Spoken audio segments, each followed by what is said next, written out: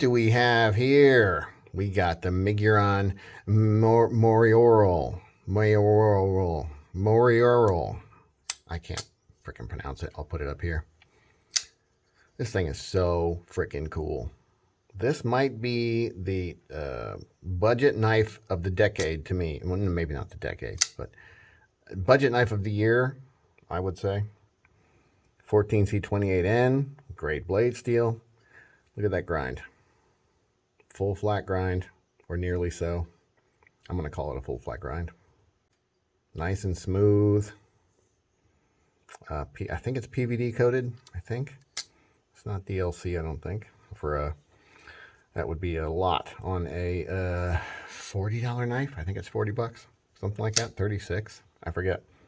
But definitely well within the budget territory. And look at this shit. Titanium clip. Beautiful titanium clip.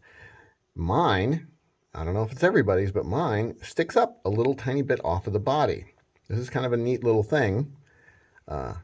It doesn't stick up.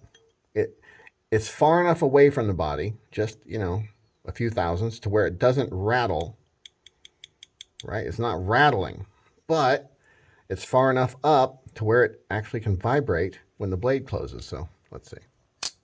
Oh, when it opens, I think. Let's open it. Listen. I don't think you can hear that. Let's see. Whoopsie. I don't think you're going to be able to hear it.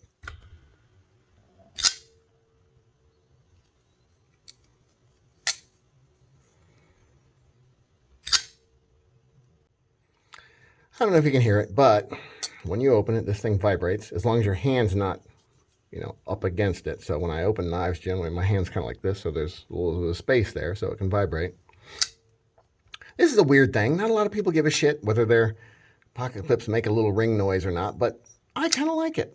I think it's neat. Kind of like a, you know, like a factor. Does it sound like a factor? No, it's more of a tong, tong instead of a ding like a factor. Let's see, I got a factor right over here. Yeah, totally different.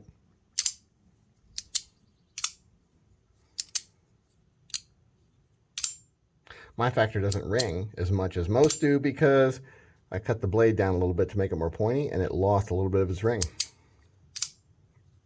So, it rings, but it's more subtle.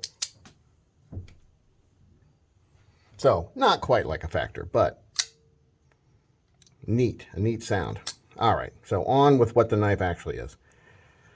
This thing is a thumb hole open only liner lock knife with stainless steel liners that are also black coated. G10 scales. G10 scales with nice, are those T8? Let's see. They sure look like T8 body screws. Nice T8 body screws. That's sweet. T6 on the clip though. No, what the shit? Damn. T8 on the clip too. How about that? Now the only downside to that is sometimes other clips might not fit on it, but you don't need another clip because this one is great. Now it does do a little, here, listen to this. This is what it sounds like when you open it. That's the ding noise. It's a reversible clip also, which is freaking great. That's so nice, man. I mean, left-handed people are weird, and I don't know if they should carry knives, but, you know, what about a right-handed person who wants to carry it on the opposite pocket? For them, I think this is perfect. Let's see. Thumb opening, just incredible. No. And then I slip it because I'm looking, see, I'm not looking down here at what I'm doing. I'm looking at the camera. So you barely have to try to get your thumb in there. I mean, you have to kind of try, but just barely. And then I flub it twice. Incredible. But literally, if you put the slightest pressure in, it's opening. Okay? So don't let my lack of ability at thumb opening a knife make you think it's not well done, because it is. Reverse flick is thoughtless. You just put your finger anywhere near the hole, all jokes aside, and it's going to open and make a cool noise.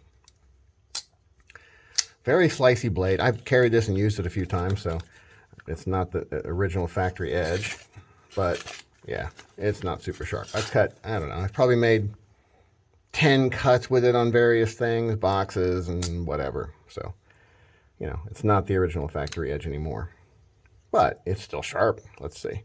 Is it shaving sharp? Oh, super shaving sharp still. It has probably a couple little hiccups in it, so it's not cutting paper perfectly anymore, but still super sharp.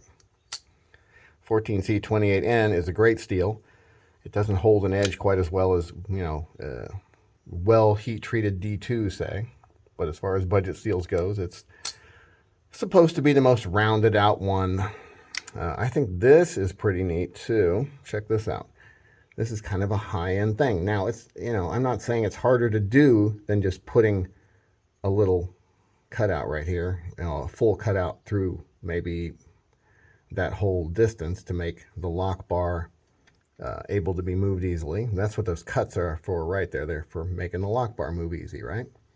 So most of the time, this is a single cut on a cheap knife like this, but they put 3 cuts, and it just looks cool. It just kind of has a high-end look. If you look at custom knives, most custom knives, when they have the cutout for the lock bar, are going to be the 3 lines. Now, most custom knives aren't liner locks. They're frame locks. Let's see. Do I have a frame lock with like some multiple cuts? There we go. A Wee knife, which is, you know, fairly high-end Chinese knife. It's got 3 cuts. Now, this is different. This is a frame lock, so the cuts are on the outside. Now, they could have done them on the inside, but they did them on the outside. But that's just kind of that custom-y looking nice way of doing it. And in part, we do that, or, you know, knife makers do that. So as this slides into your pocket doesn't get hung up on one big dip. Like, say, for instance, here's a Best Tech, and it has 1 cutout. Now, as it goes into your pocket, sometimes your pocket material will catch right there on that corner, and it won't go all the way up into the pocket clip. When you use 3 lines, or 4 or 5, or however many lines you want, but you have not enough space for your pocket to really get caught in those. So your pocket, it's funny, you'd almost think, oh, it's going to get caught more because it's multiple places to get caught, but it just doesn't. Your pocket material rides up right past that with ease. It just does. Don't know why. I'm not a physicist, but it does. So it's kind of an interesting little high-end feature. My only criticism of this knife, it's damn near perfect knife, the G10 is a tad thick. If they'd have made the G10 a little thinner, man, it would be, or rounded it so that at the thickest point it's the same thickness, but near the edges it gets a little thinner and it's rounded out. If they'd have done that, man, I feel like it would be, you know, a $75 knife or an $80 knife instead of a $35, $40 knife. I mean, as it is, it's hitting above its weight class for sure. It's better than its price. Even with me saying it's a little thick in the handle, it's great. It's great ergonomics, really. And you can choke up to here. Some jimping would have been nice, too, so we could say that. What was there? Was one other thing I thought. Oh, I'm not sure why that's twisted. If that's me, if I did something wrong when I put it back together after messing with it, or that's how they are, but I feel like that should be a little straighter. Yeah, maybe they lasered it on crooked. I don't know. I'm thinking that this must be a D-shaped pivot because there's no way to hold it still, but I'm not 100% sure. Either way, it would be cool if that was straight. I might be able to straighten it out. I don't know. Just such a great knife. What's the length on this guy? I think it's about a 3-inch. Let's see. This is like a 3.3. I would say it's 3.1, 3.2. That's my guess on the blade. Something like that. Why don't I have a tape measure? I don't know, because I'm stupid. Such a cool knife, though. Backspacer. Rounded off on the liners are rounded off. You can almost touch the blade right there with your finger. It comes a little bit too close to the surface, but Yeah, I'm pressing down pretty hard. No cuts. So it's just out of the realm of kind of being a little bit, tiny bit dangerous. So I think it's good there. Man, that thing opens with authority. The detent is perfectly tuned. That's funny, kind of a different sound, whether you reverse flick it or whether you thumb flick it. It's weird. Must be how your hand is holding it. Something. I don't know. Or my hand, anyway. Such a cool knife. I think Miguron is a great knife maker. I think they've done lots of cool stuff. I have a couple others of theirs, and they're all great. I don't have any of their kind of higher-end titanium ones yet. I need to get a hold of a couple of those. I think I've had 4 different ones of their more budgety ones. I think I have 2 other ones at the moment. I'm trying to remember what the names are, and I can't remember. But anyway, they're all good. But I need to get one of their, like $150, $200 titanium ones and check those out and see if they're as good as they do with their budgets.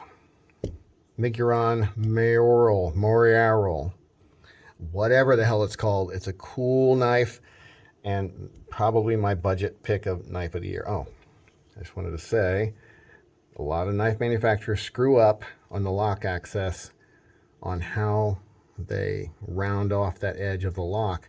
These guys did it perfect. I mean, it doesn't hurt your thumb at all. Real easy to open, even though the lock is fairly strong. Just a great job. They just did really good on this thing. Some of you are probably wondering, is he going to give this one away as one of the 5 knives for reaching 500 subscribers? 5 knives for 500 subscribers. The answer is no, because I like it a lot, and they're up to like 49 bucks now. Well, they're like 45 with the discount, but I just have to replace it, and I'm cheap, so I'm not giving this one away. Love you guys though. Grab one for yourself. Have a nice day.